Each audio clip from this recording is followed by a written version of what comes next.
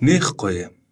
Ажлаа хийгээ сууж исэн чинь би жоох өвдөөд тэгээ гэртээ харьяа гэд такси бариад таксинаасаа буух гэсэн чинь таксины жолооч таны таксины төлбөр 250 тэрбум төгрөг гарлаа гэвэл яах вэ?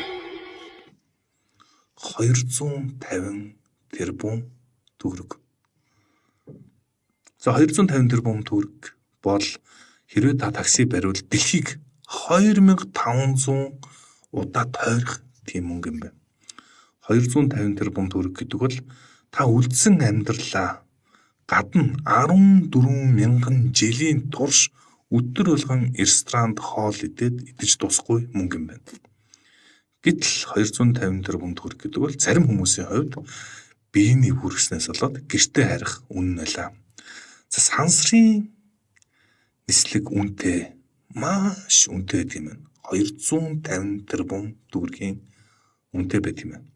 За хэрвээ та манай трендийг байнга сонсдог бол олон улсын сансрын станцаас 4 сансрын нисгэгч нэгнийх нь биеийн мууснаас болоод хугацаанаас өмнө авчирч буулгасан түүхийг сонссон баха. За 1 сарын 15-нд эдгээр сансрын 4 нисгэгч амжилттай дэлхий дээр газардсан боловч хин гэдэг сансрын нисгэгч ямар шалтгаан, ямар эмнэлгийн шалтгаан байсан бэ гэдэг ерөөс зарлахгүй байгаад байсан. Харин дөнгөж саяхан тэр хүний нэр тодорхойллоо.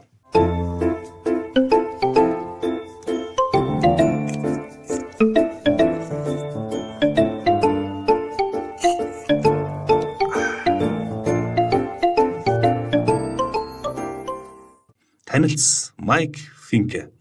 За энэ хүн бол ажиллаа хийж байгаад биений хүргэснээс болоод 250 тэрбум төгрөгөөр гэртээ харьсан хүн болж таарлаа. За энэ өөрөө асар их хүмүүсийн сонирхлыг татаж байна. За сансрын нисдгийг хүмүүс их сонирхож байна. Тийм ч учраас Майк Финкегээс болоод NASA Astronaut Medical Emergency гэдэг хайлт ялангуяа Их Британд 10,000 хайлтаагаар Google Trend дээр тэргүүлээд байгаа юм байна.